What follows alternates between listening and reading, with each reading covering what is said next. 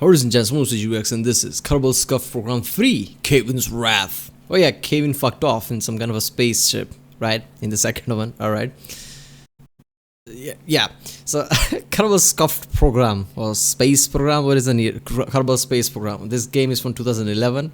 I like how you basically, it's kind of like a simulation of how to create a rocket. You have to know all this, laws here and there, otherwise you would just basically crash every single time. Right, so this is really good.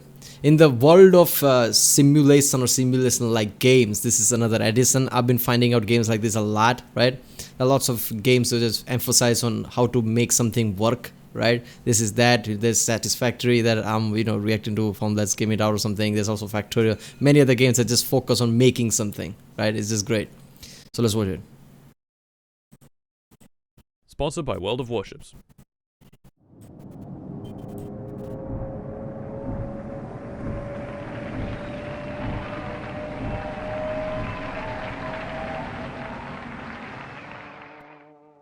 Hello again, I'm back in KSP. But why am I here? On Elu. That's kind of far away, isn't it? Yeah, it is. Worse, it looks like we're stranded here for the foreseeable future. Great. But how did this all happen? What led to our stranding on Elu? And where is Kevin? All good questions. Well, it all began when... Hello again, gents. Welcome back. Today, we're yet again back in KSP. In this episode, we'll be making great strides in not only sending Kerbals far away, but keeping Kerbals far away. In the last episode, the bounds of science and discovery were pushed very far. New technologies were discovered, large missions were sent to the far reaches of the solar system, and society has advanced significantly. This, however, came at a cost.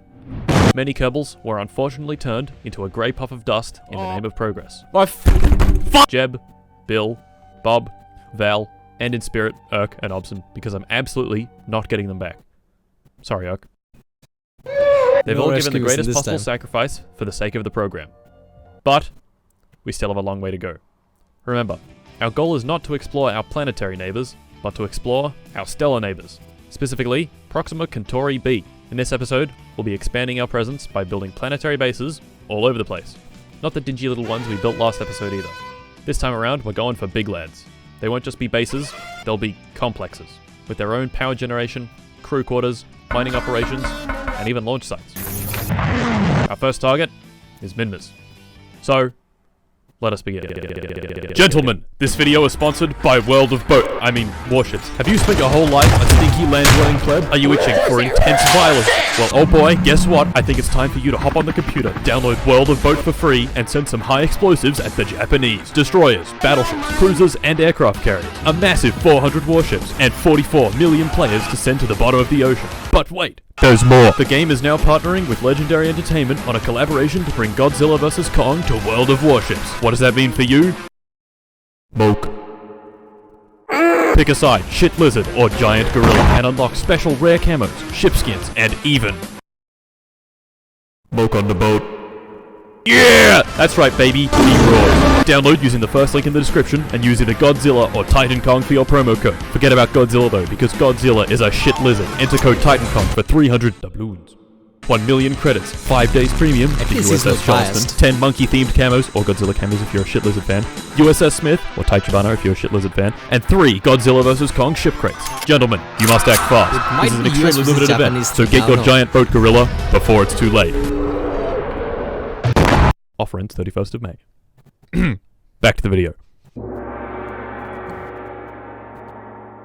So, Minmus. We're going to need a few modules for our base to be fully operational. Mining, refining, habitation, and a launch pad.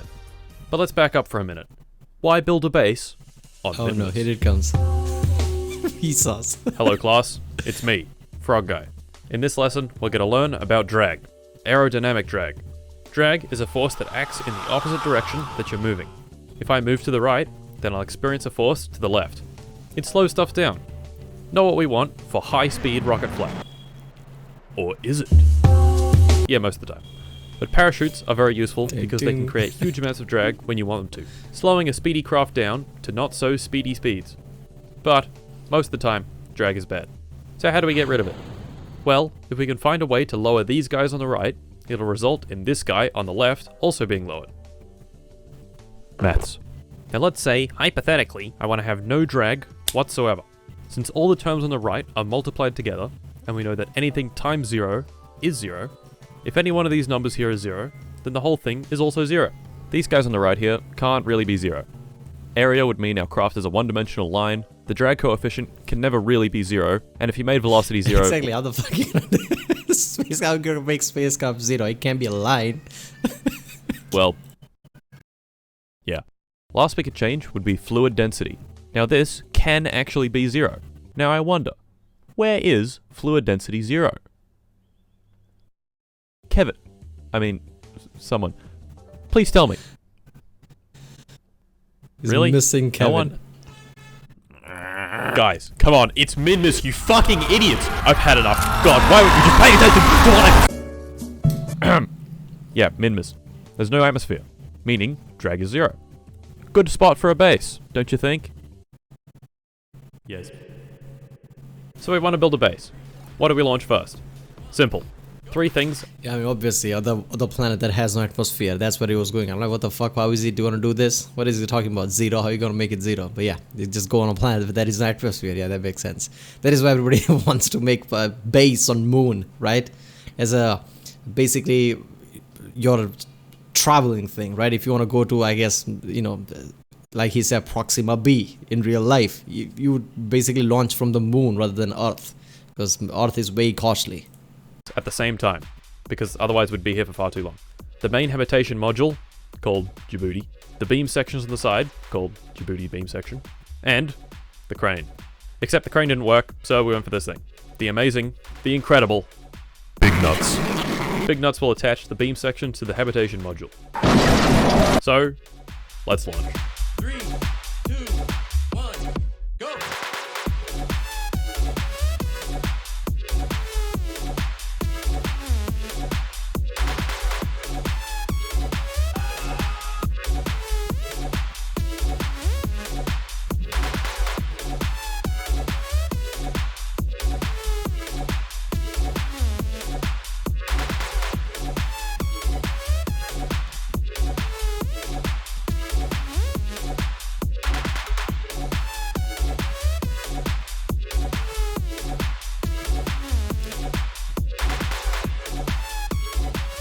And they're all here.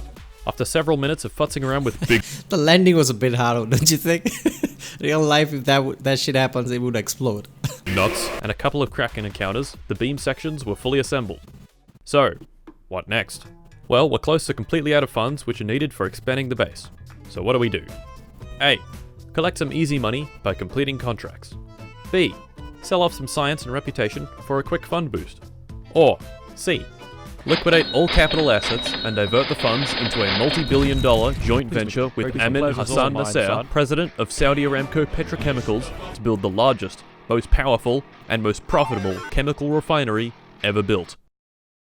I think the answer is pretty clear. Yeah, it's C. After an hour of turning ore into monopropellant, or cash into more cash. Basically, just answer major scale construction, partnership right there. Oh, look at that. You're gonna basically partnership with that? Yeah, I need to make this into bigger one.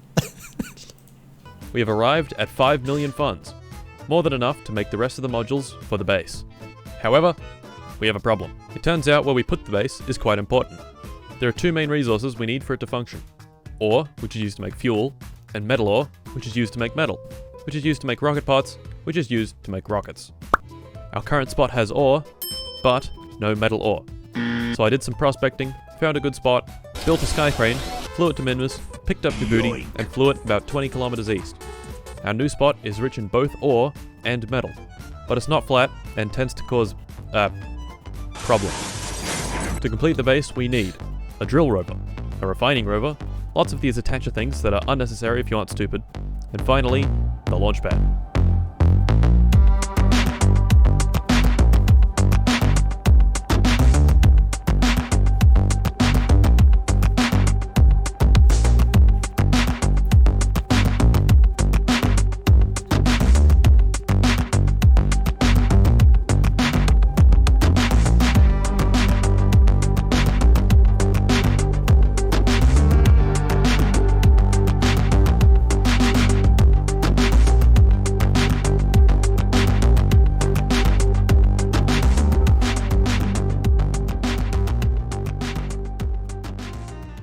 And there we go. In celebration, we build a fuel tank, and a dish, and a station. Why? Well, as my new Saudi friends would tell you, because we can. This Minmus base will be our new point of rocket. Oh my god. First of all, this game looks so good, not because of its graphics and texture, just because the shades of it, right? I like how the background is properly dark. Look at this shit. See? You can kind of see small stars, like how the, lunar images are, right? There's a full controversy, like, okay, this is a fake landing, you don't see stars, but you can't see it here. But if you really look at it, you can barely see it, because this is so bright. I like how they capture that, and you don't just see, lots of stars in the background. Launching. And our first mission from it will be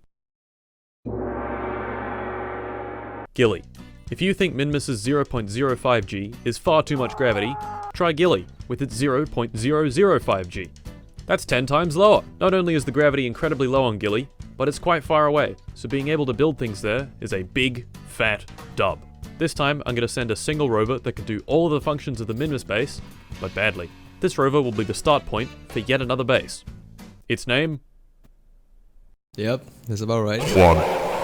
Instead of launching I was gonna keep that with a title. huge annoying launch vehicle, we can simply build it on Minmus and ship it to Gilly from there. Not only will this be easier, but it also won't cost any funds at all. Not that that matters. After a painful construction process, it's on the pad, fueled up, and ready to launch. So, let's launch.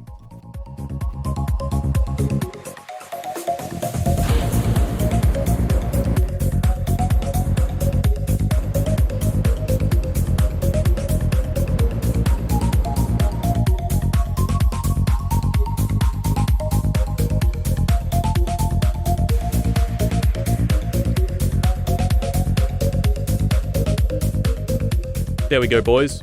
One has landed. As a test, I quickly whip up a small science rover, build it up, and drive it around. However, around this time, this started happening. What? Repeatedly. I switched to the Minmus base, and then this happened. Oh shit. Not good. Luckily, I had turned quick saving and reverting back on because of this exact bullshit being a possibility.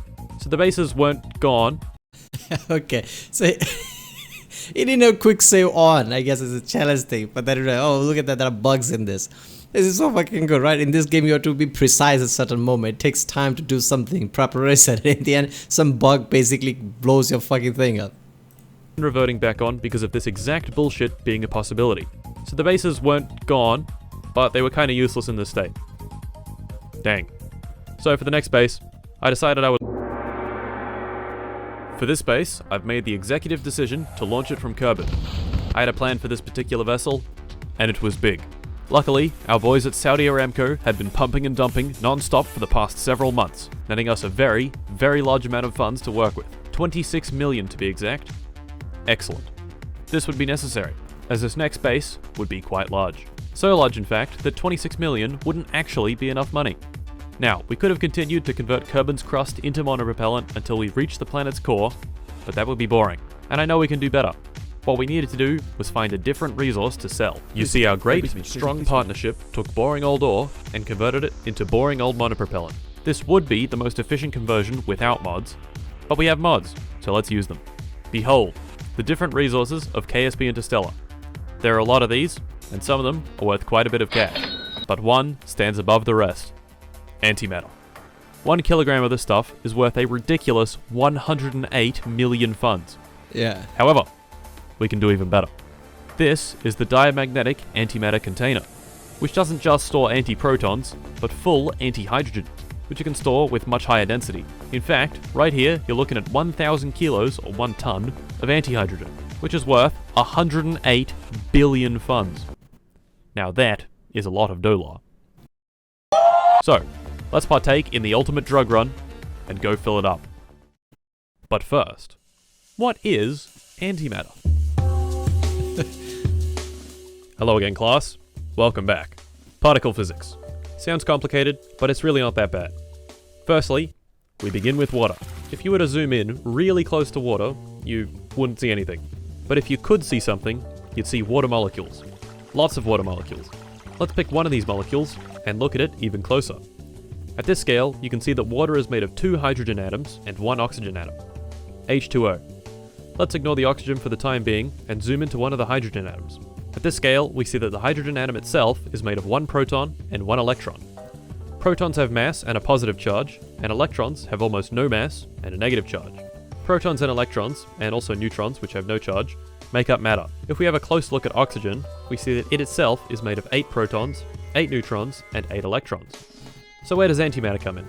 Well, it's basically the opposite of regular matter. Antiprotons have negative charge, and anti-electrons, which are actually called positrons, have a positive charge. This means that antiparticles and regular particles are attracted to each other. So, what happens when they touch? Yeah. Yeah, neutrons can also have antimatter type of thing, but you have to look at the quarks inside, right? That would have opposite charges.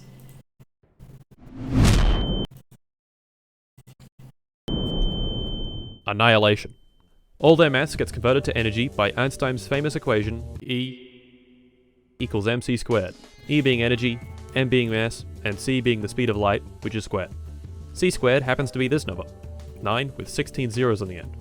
So if you had 1 kilogram of antimatter and mixed it with 1 kilogram of regular matter, you'd have this number of joules. A lot of joules. Or 21 megatons of TNT in 1 kilo. Pretty good stuff. Which means our lovely 1 ton of antimatter is the equivalent of 21 gigatons of TNT. Very big. But still 5,000 times less than the Dino Destroyer asteroid. Now that was a big boy. Back to the challenge at hand. Collecting antimatter. Challenge number 1. You can produce antimatter and carbon, but it's difficult and slow. Not ideal. The other way to get antimatter is through using a collector. In space, there's actually a fairly large amount of antimatter just floating around. If you're smart, you can use strong magnetic fields to capture this antimatter and store it. This is great, but it only works in space, and works best near strong magnetic fields where there are lots of particles whizzing around. Carbon has a magnetic field, but it's quite weak. So do all planets in KSP. But they all suck compared to our big green friend, Joule. At exactly 9,000 kilometers in altitude, on a perfectly circular, 0-degree orbit, you can get the highest possible antimatter flux. You can also stack up collectors. Yeah, okay. I don't know how close this is to our real world. Basically, physics people say it's a bit different, right, in the game. But yeah, obviously antimatter, you can collect that, right, using electromagnetic field. But using antimatter in a real physical way, it's not so fucking easy. I said that in one of the other videos. I guess it was Seth's video where I said, doing something with the antimatter is not easy. And people are like, you can store it. Yeah, but you're just focusing on the storing. Yeah, right, storing at a stable state, like they're like just storing at one place. That is complicated itself, but yeah, you can do that. But actually applying it, using antimatter to do something, that's not easy. But I guess in this world, probably you can do that. And start collecting in the tens of grams per hour. Big stuff. However, there is another problem with this method. The collectors can only collect antiprotons, not positrons, which can only be created in a cyclotron. So, we need lots of collectors, a cyclotron, a power source, generator, radiators, and of course, engine for getting to Joule. Behold, the Warren Buffett. Let's strap it to the most powerful rocket ever built and send it up. It's so good, all the naming.